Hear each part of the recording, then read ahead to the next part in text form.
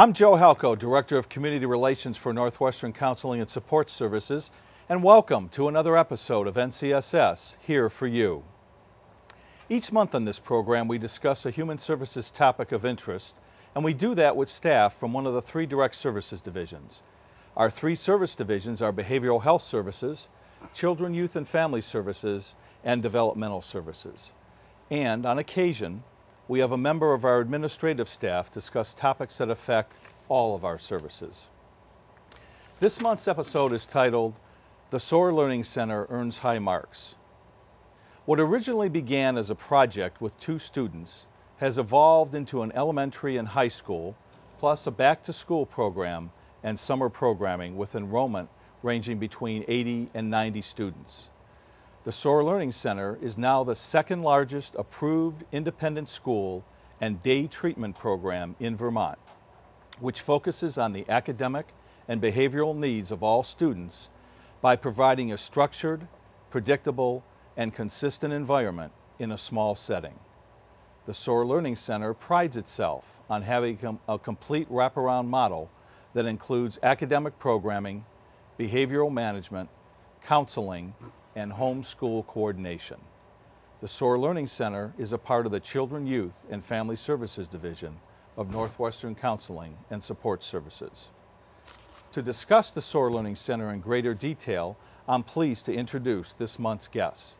They are Michael Bombard, Principal, Christy Moffitt, Clinical Team Leader, Matt Habedank, Behavior Team Leader, and Gary Gubb Thompson, Transportation Team Leader. I'd like to welcome all of you to the program this month. Thank you, Joe. Well, to start with, what is it that makes the Soar Learning Center different from other alternative educational schools? Well, that's a good question, Joe. I think there are a number of things, but I think perhaps some of the most important things I could highlight is that the Soar Learning Center is accredited by the state of Vermont as a general education school and as a special education school. And that means we meet their standard in providing quality education for the students that attend. And another thing that it stands out from your typical alternative school is that it serves 3 different populations. We have an elementary school, a high school, and a program that serves children with developmental disabilities and autism, and that's called the Back to School program. Perhaps another thing that's very rare in alternative schools around the state is that we've also been accredited by an international accrediting association called CARF, which stands for the Commission of Accreditation of Rehabilitation Facilities. And they're an international program that accredits thousands of human services and health facilities, not only in the United States, but across the world. 19 countries, as a matter of fact. And I'm very proud to say that they have accredited us as a day treatment facility. And not only that, they did cite us as an exemplary program. And we were able, along with the rest of NCSS, to receive its highest accreditation of 3 years. So those are 2 major things. And not only that, but I think what some people don't realize is that Soar Learning Center is perhaps, at least to my knowledge, one of the only schools that provides its own transportation for children and adolescents. We have a great transportation system, and as Gary will talk about further, but we have approximately 22 or 23 vans, and we pick up students at their homes and bring them right to school and return them again. And again, as Gary will get into, they have standardized training. But one of the important things we found, as far as that is concerned, is that it's really vastly improved attendance for kids coming to school. Some of these kids, some of their struggles is our school attendance, and by providing them with this transportation, we're able to get them to school much more frequently. Another thing where I think we stand out is we have a very strong clinical and behavioral component, thanks to Christy and Matt here, and they will talk in more depth about that. But we have 3 master's level clinicians, and we have 5 homeschool coordinators. The clinicians all have had specialty training and trauma intervention, and our high school clinician is also working on receiving her substance abuse accreditation. So as far as alternative schools are concerned, that's a very high level of clinicians, and it allows us to provide a lot of targeted interventions for all the children in the school. And in addition, the homeschool coordinators also, from a sort of a care management perspective, are able to coordinate a variety of services that these children, these students receive in the community as well. So we work very closely with the parents, and we work very closely with the sending schools, and we're able to keep everything organized and focused on the care of that student. We put a lot of focus, time, and effort into professional development of all our staff. 50% of our high school teachers have advanced degrees. Another 33%, well, about 1/3 of our elementary school teachers have advanced degrees, and a number of them are working toward advanced degrees. NCSS supports that and makes it possible for not only our staff's higher education, but also their professional development as well. Another thing that stands out, that I think we're the only school that provides, as we have a psychiatrist come down to our school once a week. We have on-site psychiatry. We have a very strong vocational program. Last year we were able to place 19 students in jobs in the community, 4 of which still hold those jobs. We were able to graduate 4 students with a high school diploma, and we were also able to have one of those students explore and perhaps attend a college. So just those are some of the highlights. Do you guys have anything to add to that? No, I mean, I think some of the stuff we'll add. We'll talk about in a minute here. You know, with what you've, excuse me for having a frog in my throat here, but with what you've said, Michael, it I think is very clear to anyone who's watching that certainly when you talk about the Soar Learning Center, there is so much there when you talk not only about the alternative educational aspects, but the day treatment aspect as well. And speaking of all that, what therapeutic and clinical services are provided at the Soar Learning Center? Okay. Well, like Michael said, we have 3 master's level clinicians, so that offers us the ability to extend and offer both individual and group support for all kids in our school. So each child has an opportunity to meet individually with the clinician 1 time a week, and then all students participate in group treatment as well. And those groups are specific in the high school to commonalities that kids are struggling with, whether it's substance abuse or teamwork, frustration tolerance, general life skills. You know, it can be a scary transition about going back to a sending school or graduating. The elementary side, there is more, those groups are around increasing knowledge around coping skills and getting different experiences around different types of modalities to teach kids how to deal more appropriately and effectively with the emotions that come up throughout the day and when they go home. Like Michael had mentioned, over the past 2 years, we've taken on a large initiative in our school becoming trauma-informed in our care, and that is everybody from the van drivers to the special educators, homeschool coordinators, everyone in our building. So we now have what we like to call another lens in which we view kids and their development, and that has been amazing, and it's brought a lot of resources with it for kids to help them develop more coping skills. We've also started to use some more like mind-body connection practices. So one of the high school groups is doing yoga to help them learn how to not only cognitively but physically understand kind of some of the physiological changes and occurrences in their body that are going on when they're having a hard time, because oftentimes that will set the stage for understanding when things are coming and when emotions are coming up. So they're doing a lot of really great things with kids creatively that way. And then of course we have our homeschool coordination team, and that really they are the liaisons from the internal SOAR community to the external world, whether it's helping parents find resources within the community for different kinds of supports or you know, a lot of referrals to other NCSS programs. A lot of our students will come in and, you know, parents will say we need help with this, or, you know, we like to do some family work, and so our homeschool coordinators will connect them to the NCSS providers so that we can get some more services in there for them. So we really are trying to treat the child and as much as we can the family as a whole and in a very holistic way. So we've done some great, really creative things clinically there. And would you also explain the wide array of behavioral services that are available to the students? I think if you talk about the behavior services, it's sort of the thing that is the most important, that we put a lot of time and energy into, is the staff building good relationships with the kids. If you talk to kids who've been through the foster care system, or kids who've had a placement in alternative education environment like SOAR, a lot of what they will say at the end is the thing that pulled them through is a strong relationship with an adult that really believed in them. So that's really where it all starts. That's everything else kind of flows from there.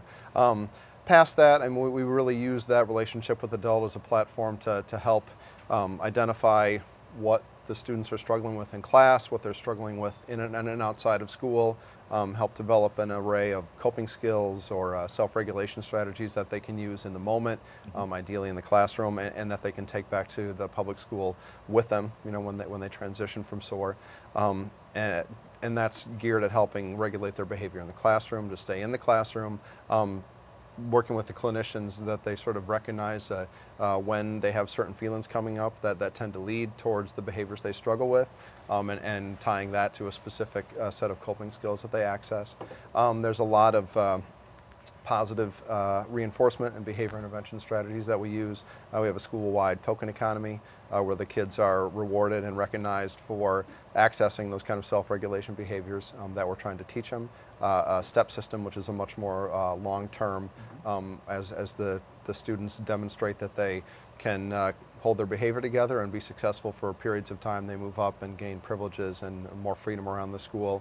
And it really, at the beginning, the environment is a little bit more controlled, and they don't have as much freedom as they might in a public school. As they work up that system, they have a lot of those, the access to the same kind of privileges that kids do all over the place.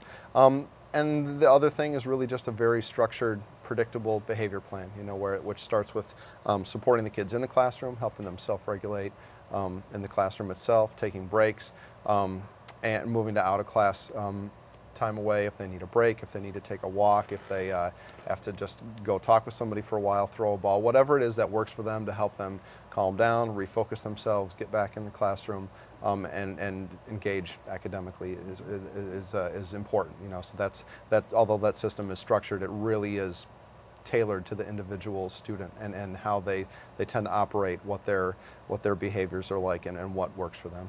And I think what Matt's team does that's very important is they catch kids doing things right.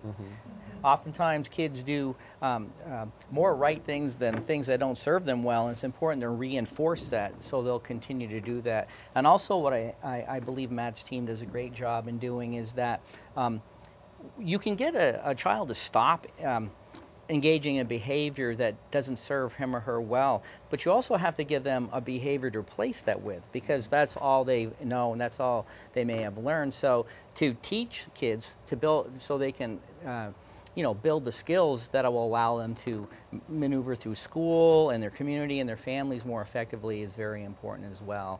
And I think their team does a great job doing that. So one of the interesting things that seems to be woven throughout everything that all of you have discussed is the fact that even though there is a lot of structure at the Soar Learning Center, it also gets down to the fact that each individual has a plan specifically for them, and it's not all one size fits all as far as how they're dealt with on it. Yeah, very much so, and that's something that takes time to develop as we get to know students who come in and build relationships with them.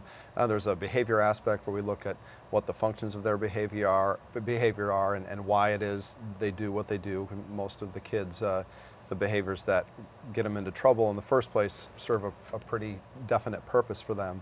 So learning that, Christy's and her team really spend time learning where they are clinically and where they are in that place, and developing that into a really cohesive strategy for working with each individual kid. We also utilize outside consultants as well to give us a fresh perspective on any of the behavior plans that we implement, and we find that very useful as well. Absolutely. I think part of what I think makes our team and our school so successful is that it is just that, it's a team approach.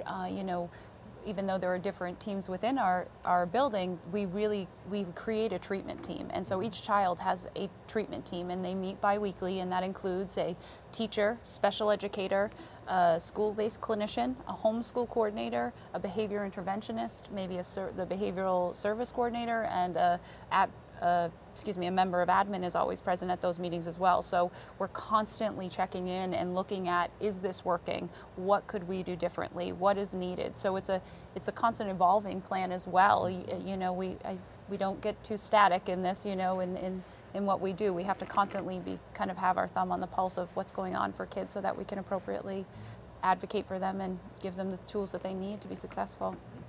And it requires a really talented and thoughtful staff too, that's willing to wear a lot of different hats. You know, that your role may be homeschool coordinator or clinician or behavior interventionist, but our staff really go outside of that a lot and are willing to do whatever it takes, you know, that they can help with. Mm-hmm. Absolutely.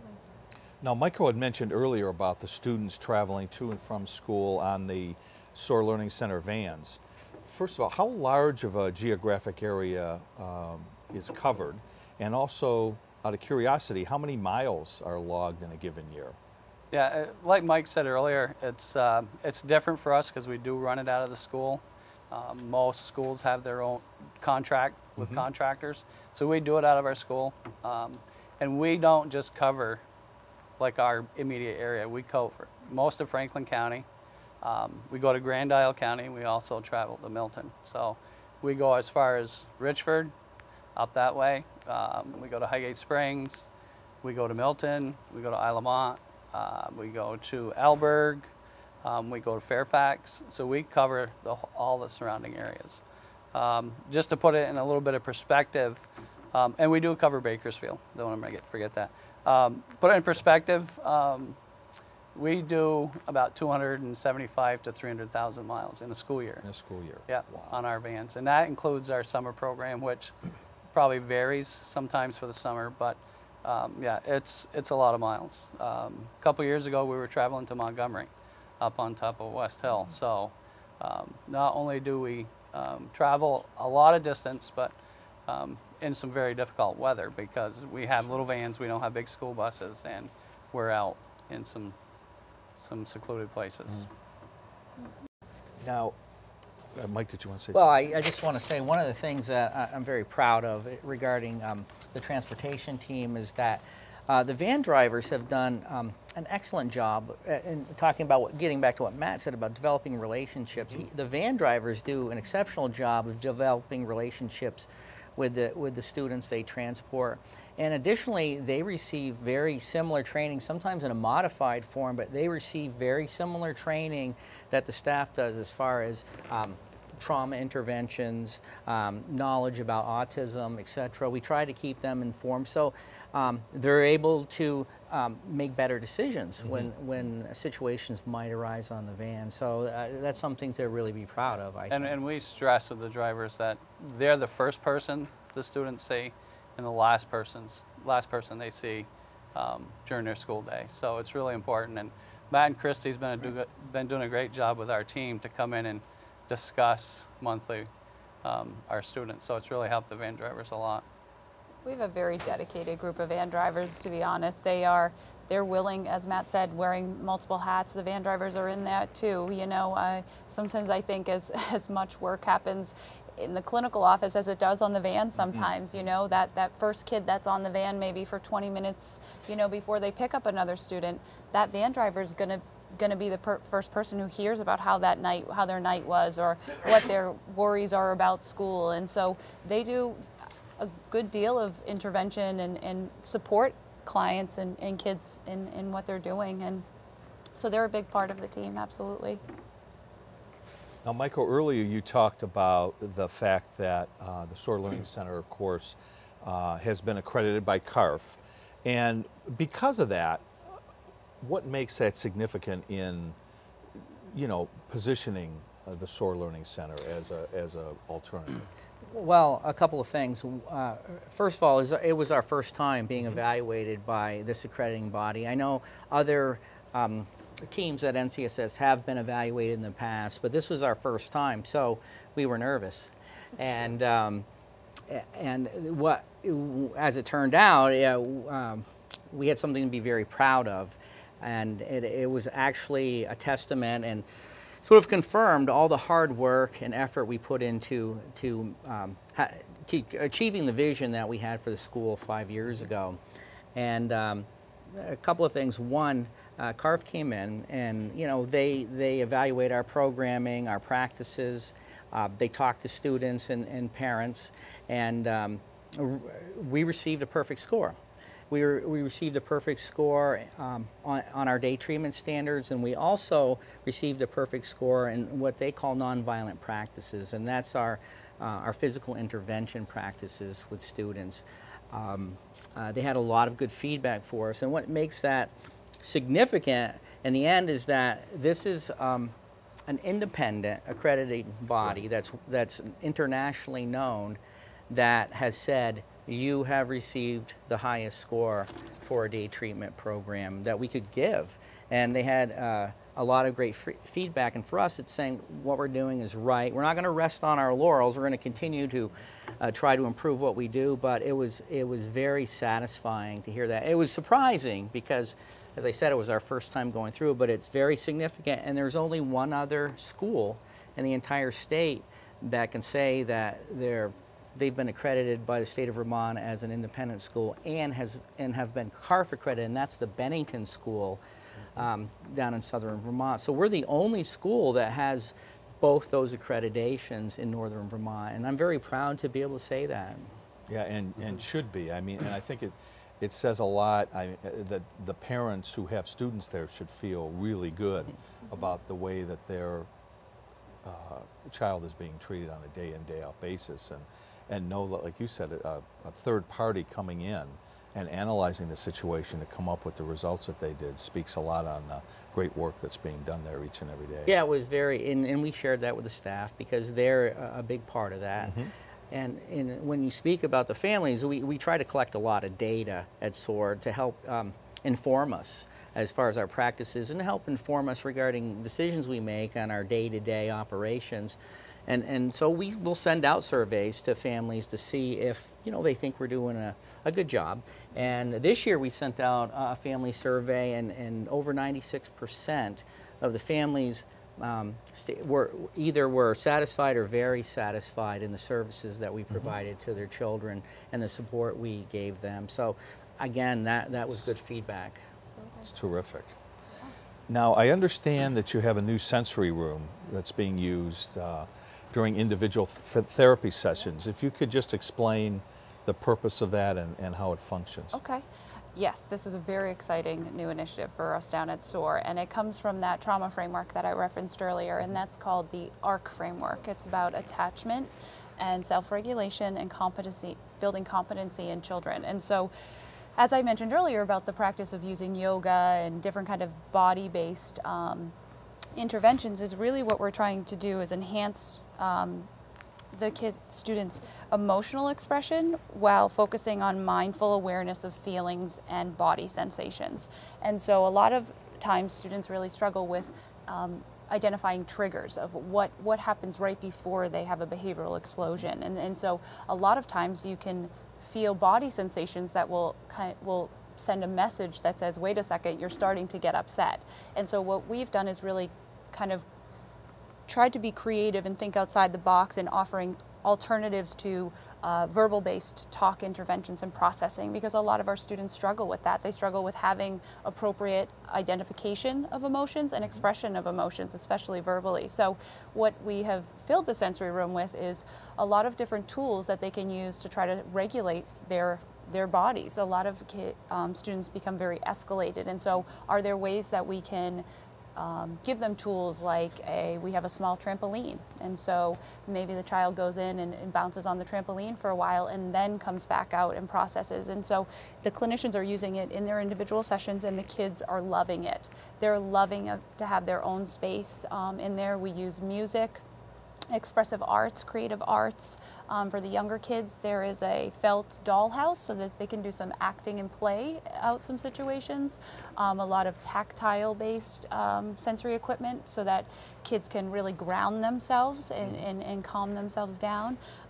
In addition to that, we have one of our clinicians was certified in Zumba tonics, which is Zumba for kids, which is also, you know, kind of thinking outside the box, kind of using that body-based, getting them involved in different activities that can help regulate and help kind of drain off some of that excess energy that often comes with, you know, intense emotion or frustration. So, and hopefully, you know, the goal is that we're using tools that can be generalized into other environments. So if we find that listening to a certain music or song or lyrics help kids, then we can then communicate that home to the family and say, when little Johnny's struggling at home, we've found that this works. Why don't we try to use that music at home? So it's been really successful. The kids have loved it. Even some of the more apprehensive high school students are loving it. So we're trying to be as creative as we can with different coping skills for these kids.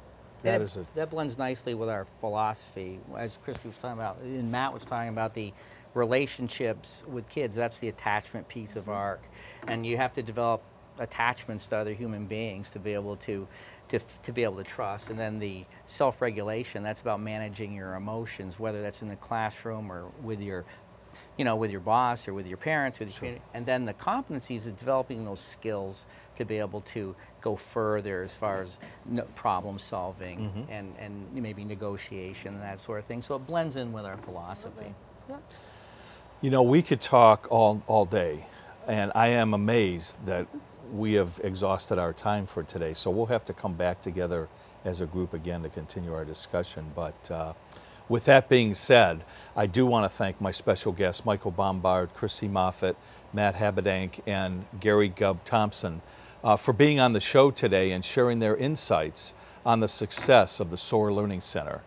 I also want to thank you, the viewer, for spending time with us again this month. I'm Joe Halco, and I'll be back next month with another episode of NCSS Here for You.